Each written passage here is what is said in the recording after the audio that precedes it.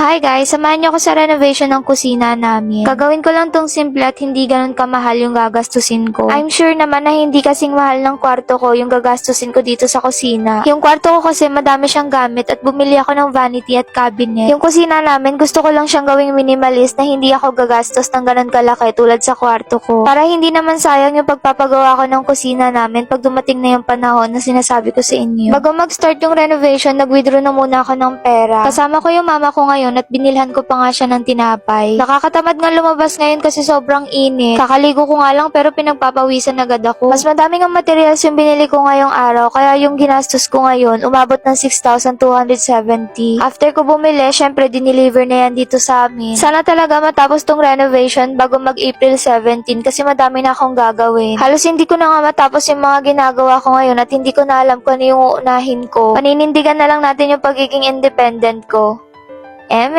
So, bumili nga din ako ng hollow blocks kasi dadagdagan yung pader namin. May part kasi sa bahay namin na mababa siya kaya tataasan siya ng konti. Ewan ko ba sa bahay namin kung bakit hindi siya natapos dati. Tumagal na lang siya ng ganito yung itsura. Nakakatuwa nga kasi ako po yung nakapagpagawa ng bahay namin. Sana soon makabili naman ako ng bahay. At syempre gusto ko rin ng sasakyan. Gusto ko na nga kumuha ng lisensya kahit wala pa akong sasakyan. Pero soon na yun, focus na muna tayo dito sa present. So, bago na nga pala yung gumagawa ng kusina ko. Una si Kuya Kenneth pero ngayon bago na. 2 tao yung gumagawa ngayon kasi hindi to kaya na mag-isa lang. Bale 2 tao din yung babayaran ko. Kapag magpapagawa ka ng bahay, kasama din sa budget yung labor. Dahil sobrang kalat nga ng bahay namin, yung mga pusa namin nagkakalat na dito sa labas. Hindi na rin sila makapunta ng kusina namin kasi puro bato. O baka tanongin nyo na naman sa akin kung bakit ko sinisingit yung mga pusa namin. Mahilig kasi ako sa pusa guys at kahit dati pa, sinishare ko talaga sa vlog yan. Hindi nawawala sa video ko yan kasi lagi silang nanggugulo sa akin. So ito pa nga lang yung nagagawa sa kusina namin.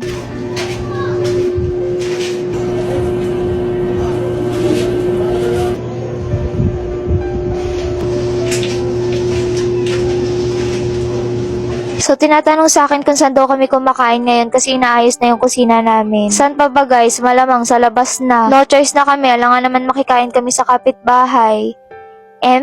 Binabalik naman yung ibang gamit sa loob kapag wala nang ginagawa. Pero sa ngayon, yung ibang gamit namin nasa labas talaga. Okay lang yan, wala namang mawawala dyan at wala namang mag-i-interest sa gamit namin kasi hindi maganda. Bibili na lang ako ng bagong gamit kapag kailangan na talaga. Sa panahon natin ngayon, kailangan na maging practical, hindi na yung gastos ng gastos lang. Pero sa totoo lang guys, may gusto akong bilhin na gamit para sa sarili ko. Pero inuna ko muna tong kusina namin para maging maaliwala siya kahit konti. Kahit naman ako guys, gusto ko ng magandang bahay pero hindi lahat kailangan madaliin. Madalas kasing natatanong sa akin yan, bakit iba daw yung priority ko? At nasabi ko na nga din sa vlog ko nung nakaraan na hindi nyo na rin problema kung ano yung gusto kong unahin. So after ng meeting namin sa graduation, nakita ko sila kuya nagsusukat na para sa lababo. Meron ako natitipuhan na gusto kong bilhin, pero sa susunod ko na lang ipapakita kapag dumating na. PVC yung gagamitin sa ceiling namin para mas maganda siya tignan at madali lang gawin. Yun din kasi yung sinasuggest sa akin nila kuya.